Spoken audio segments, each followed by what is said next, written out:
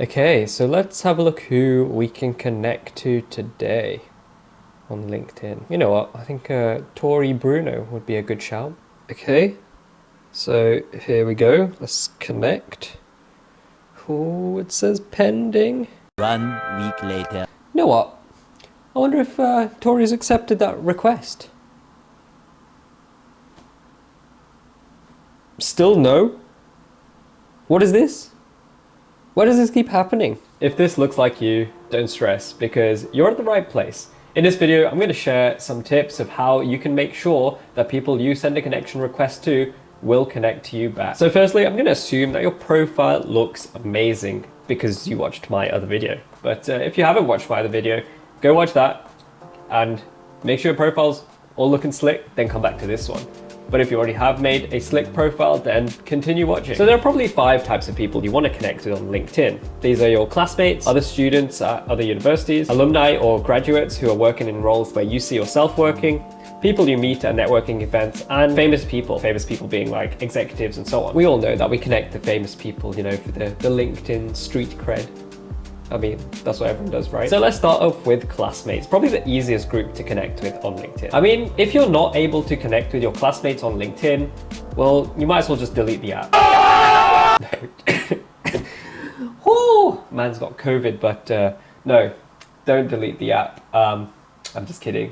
I'll show you what you can do. I mean, the only reason I think that your course mates are not connecting to you is probably because your LinkedIn profile is not good enough. So, like I said before, make sure your profile is slick as it can be and has all the relevant information so that people know who you are. So in this case, a small connection note can help you out, because when you send a connection on LinkedIn, you have the option of writing a little message so that the person receiving your connection request actually knows why you want to connect with them. So I recommend writing something like, hey, I'm such and such and I'm on the same course as you, or something along those lines. So the next group of people you probably want to connect with are students at other universities. For these types of students, or group of people should I say, that you want to connect with, here are a few templates of connection messages that you can use to make sure that you do get accepted by the other person. In general, like, you want to try and pick on a few things that the other person has done that you can see from their LinkedIn profile and sort of maybe ask questions about what it was like doing the things, or, you know, maybe you can talk about maybe some internships they've done. So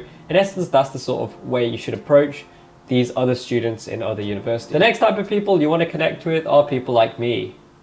No, I'm not talking about famous people just yet, but I can understand why you thought that. No, we're talking about graduates and alumni that are working now in industry, in careers that maybe you want to work in yourself. Honestly, I'd say most of us graduates are probably fine with answering your questions, giving you advice and so on. But it's important to understand that as a graduate, you do become more busier than you are when you were a student. So it's something just to consider when you are sending a connection request to these sort of graduates. You want to try and be as concise as you can in your reason as to why you're connecting. So then we're able to help you out as easily as we can. So here are a few examples of connection messages that you can send to graduates, really. And I guess most of these sort of revolve around the fact where you're concise and to the point in terms of what you want to ask for, but also you're sort of relating to something. So maybe you've gone to the same university, maybe you've done the same course or something like that to actually build that initial connection, I suppose. So next up, we have people you've met in real life. And to be fair, this is probably quite an easy group to also connect with, because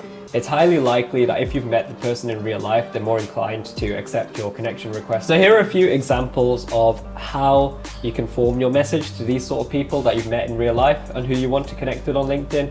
But the general basis is that you need to try and emphasize who you are by saying how you met in person.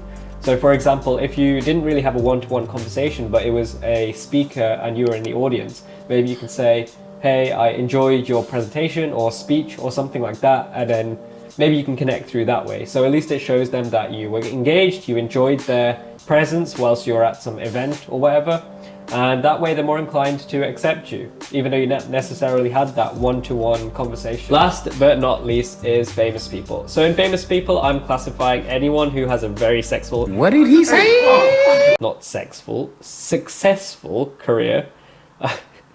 Who are probably CEOs of companies, maybe have their own startup and whatnot. So basically people who are like making a name for themselves, right? And for these types of people, to be fair, there's nothing much that you could offer them in the broad sense, But quite often people like them want to, I guess, learn about other people. So maybe you can talk about your interests to them and show your interest about what they're interested in. So here are some examples of what you could send as a connection message to these people. You just have to bear in mind that most of these people are very busy and have pretty much no time to do anything else but work on their businesses or manage the company they're running. So, I wouldn't be too downhearted if you don't get accepted by these, but it's still a possibility, and the worst thing you can do is not send a connection request, because that's almost guaranteeing that they're not going to connect to you. Make sure just send a connection request, doesn't matter if they decline it or what. So with these tips, hopefully you're able to connect with more interesting people than you already have been doing, and now you can actually decide what do you want to do with the fact that you connected to someone, right? Maybe you don't know, but here's a few ideas for you. So there's like a hierarchy really of how well you can build a relation with someone. So top of the tier is meeting some of them in person. So your ultimate goal really on LinkedIn should be trying to meet that person that you connect with in person, so in real life, and have like a face-to-face conversation. If that's not possible, then definitely try and ask him for a video call. If they're not comfortable for that, maybe like just a normal phone call. If not that, then just try and message them on the chat that they have on LinkedIn. Because ultimately, there's like a vague rule where it's like something like 1,000 chat messages equals like 1 minute face to face, or something weird like that. But in essence, what it means is like you're more likely to establish a better relationship and bond if you do meet them in person compared to if you just chat to them via text. So some of the best ways probably to meet these people in person is just to go for a coffee with them, maybe go for lunch. I guess you treat it in a weird way, like a date, but not a date. But anyway, so now you know basically how you can get other people to connect with you and how to make sure that when you send a connection request, your intentions of why you're sending the request are clear, because you will now add your message to your connection request. Also, you'll be able to meet people in person and build the relation with other people. Because after all, the more people you know, the higher chance you are to know people who can help your career grow. And that's the whole idea of networking. If you want an overview of how to network whilst at university, if you're an engineering student, check out this video right here, which I made. And this covers 8 tips that you can use to network whilst at university.